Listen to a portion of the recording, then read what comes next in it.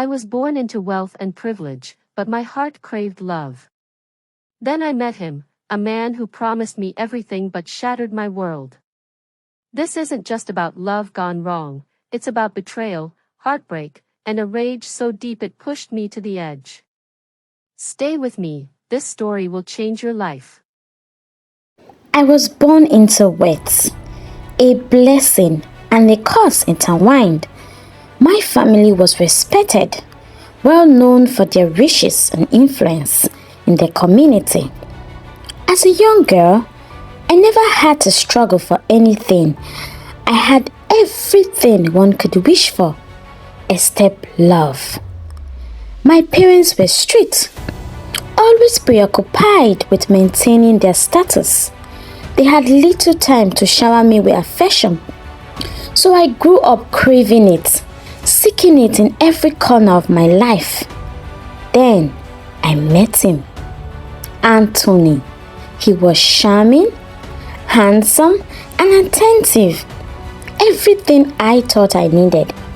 He came into my life like a cool breeze, sweeping me off my feet with sweet words and promises of forever.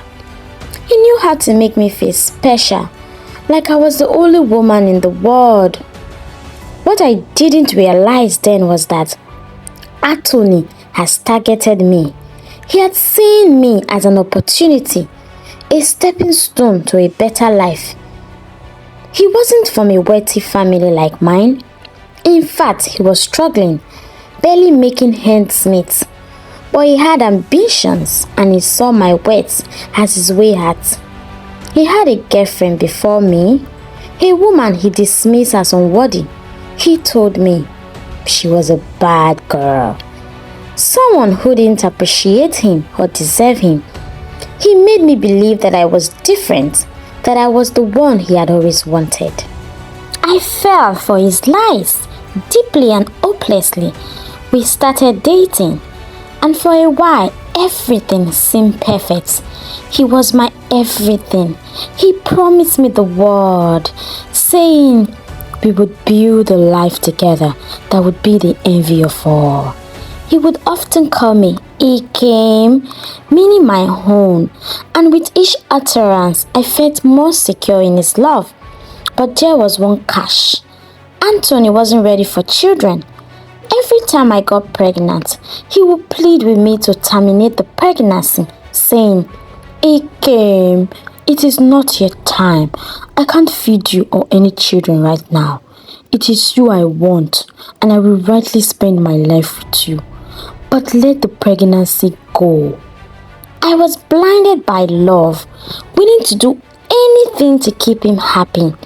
So, I had 6 abortions over the 9 years we were together before marriage. Each time I went through the painful process, I convinced myself it was for the best, that our time would come, and when it did, we would be ready to start a family. After years of being together, we finally decided to get married. By then, we weren't doing well financially, but we decided on a simple ceremony.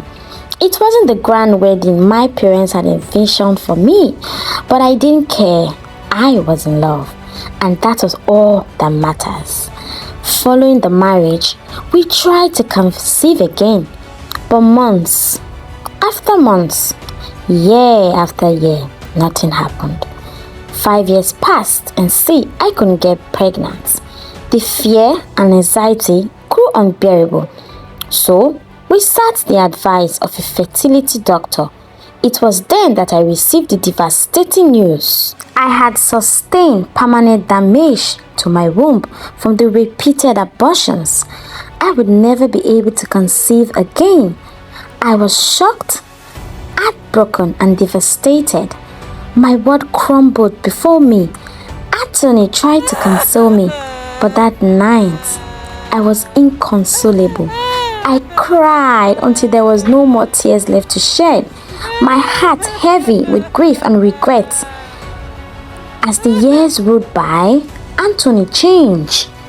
He became distant and cold. The pressure from our families only made things worse. His parents, who once adored me, now barely tolerated my presence.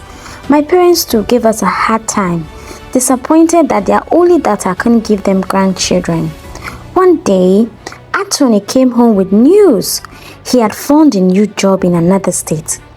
I was shocked because by then we were doing well enough financially, except for our lack of children. But he insisted that this new job was more lucrative and that we would use the money to explore other options for having children. My heart fluttered with hope, thinking he still cared about our predicament. However, after he moved, I only saw him once a month. Our home became empty and the loneliness stared at me. One weekend, I decided to visit his parents. When I arrived, I was greeted with mixed feelings. They were happy to see me, but then there was an undercurrent of tension that I couldn't ignore.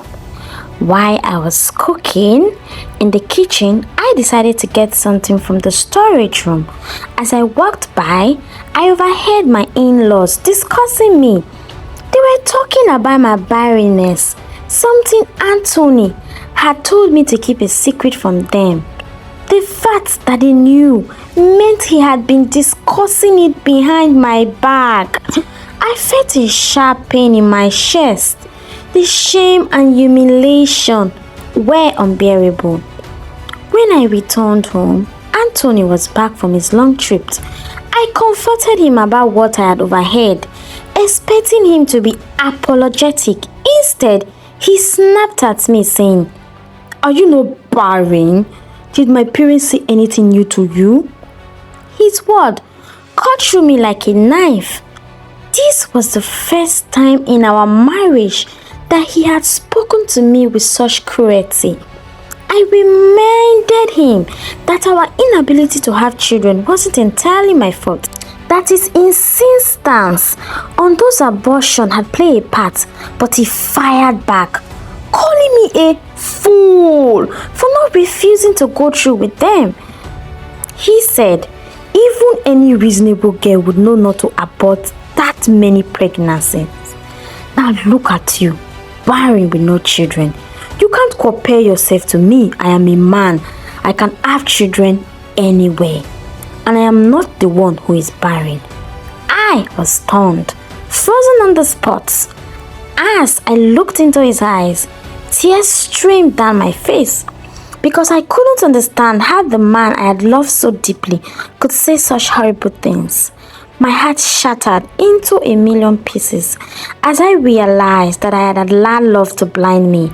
I was barren for life, and there was nothing anyone could do to change that. All because of a love that no longer existed. That weekend, his older sister visited. She has been out of the country for some time, and this was her first time back in years. When I saw her, I wasn't happy. I knew they had been talking about me behind my back. I stayed in my room all day, anger and bitterness boiling within me. Then, I overheard her asking him about his children. My heart sank even more. Children? We had no children. Why would she ask about children? I thought she was mocking us. And I was even more surprised to hear Anthony reply, "They are fine. My children are very big now." His words stunned me. I stood there, rooted to the spot, unable to move. Who were these children he was talking about? How could he speak so casually about something so cruel? She then asked him why he still kept me around if I was of no use, reminding him that he had a beautiful family elsewhere. He replied, "It's complicated. I don't know how she would take it if she found that. I'm being careful." At that moment, everything clicked into place. My husband, the man I had sacrificed everything for, had another family. He had children with another woman, and I had been nothing but a pawn in his twisted game. My heart was filled with rage, a burning fury I had never felt before. That night, I comforted him again. He was preparing to leave for his job in the other state, and I told him that I wanted to visit my family. He agreed and offered to drop me at the park. As he drove away, I felt a cold emptiness settled in my heart. After he dropped me off, I didn't go to my family house. Instead, I took a taxi and followed him. I needed to know the truth. For 2 hours, the taxi followed his car until he pulled up to a well-furnished, semi-detached house. He honked and a gatekeeper opened the door for him. He drove inside and I waited by the gate, hiding in the shadow. I watched as a woman younger than me drove up to the gate and honked. The gatekeeper opened it and she drove inside. She was not just a visitor, she belonged there. I slept in the bush that night, determined to uncover the truth. Early the next morning, I saw them together. Anthony, the woman, and 3 children, 2 boys and a girl. They look exactly like him, a resemblance that couldn't be denied. My heart shattered into 1,000 pieces as I realized the full extent of his betrayal. I stepped out from my hiding place and confronted them. I screamed, asking Anthony if this was his family, if this was the work he had been traveling for. He looked shocked at first, but quickly regained his composure. "What are you doing here?" he asked coldly. "Is this your family house?" My voice trembling with rage, I replied, "Are these your children?" He laughed and said, "Yes, they are my children. Can't you see they look like me?" I was in disbelief. "But they look so much older. How can you be their father?" I cried. He laughed again, cruelly this time. "I had these children before I even married you. I thought you knew," he said, as if it was the most normal thing in the world. I was stunned. "But when we started dating, you told me you hated her. How can she be the mother of your children?" "Well, unlike you, she didn't abort these children," he said, his words laced with venom. I wasn't even planning to be their father. But then she gave birth to twins, and then later our daughter. By then I was already married to you. I didn't mean to keep her around, but she was always in love with me, and I couldn't just leave her. Besides, you had the money, the connection, and the influence needed to get ahead. His words were like a dagger to my heart, each one stabbing deeper than the last. I couldn't believe what I was hearing. I had sacrificed so much for him, for us. I was nothing more than a tool for his ambition. He had another family all along. The rage that has been building inside me all along finally erupted. I launched myself at him, my fist pounding his chest as I screamed in agony. I didn't care who saw, didn't care about the consequences. I had nothing left to lose. The woman, his other wife, stood there, shocked and unsure of what to do. The children, those innocent children who had no part in this twisted story, watched in fear and confusion. Anthony grabbed my waist, trying to hold me back, but I was too far gone. My vision blurred with tears and fury. I fought against him with everything I had. In that moment, I wasn't thinking clearly. I was a woman scorned, betrayed, and broken beyond repair. In the chaos, I beat down on his ear hard. He screamed in pain, but I didn't stop. I wanted him to feel just a fraction of the pain he had caused me. The woman rushed forward, trying to pull me away, but I pushed her back. I didn't care about her or her children. All I could think about was the years I had wasted, the life I could never had, and the irreversible damage to my body and soul. In my blind rage, I grabbed at his manhood, the very thing that had brought me to this point. He tried to push me away, but I was relentless. I beat down with all the strength I could muster, my teeth sinking into his flesh as he screamed in agony. The taste of blood filled my mouth, and I showed my mind a chaotic mess of anger, sorrow, and despair.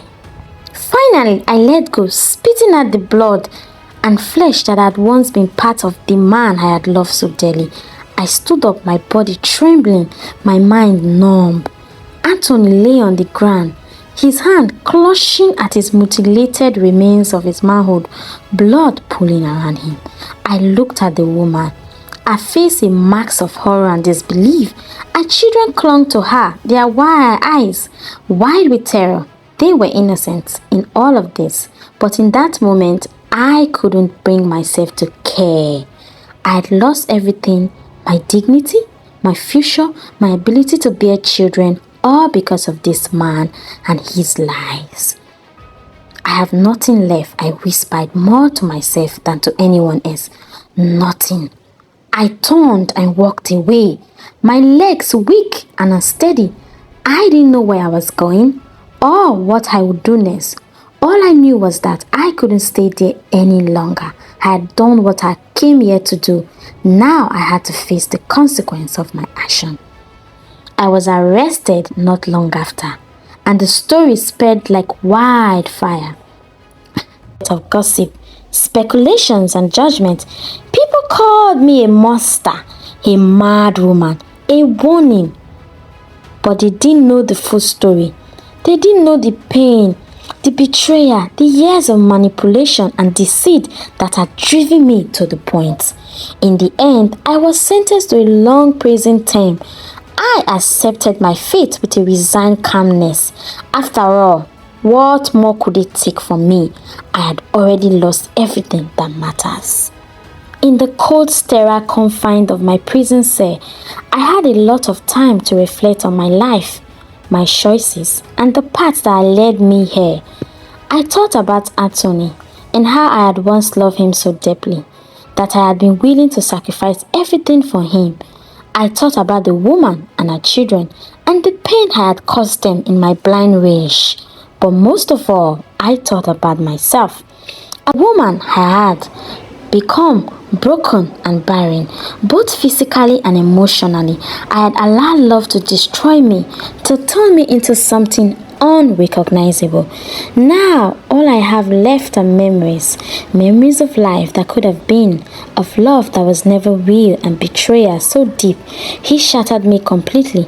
I don't know if I will ever find peace or if I even deserve it, but I do know this: I will never forget the lesson I have learned in a hurry.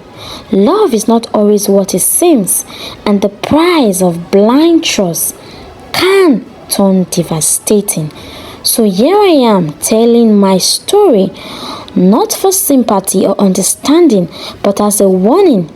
Be careful who you trust, and be wary of those who claim to love you the most are the ones who can hurt you in ways you never thought possible.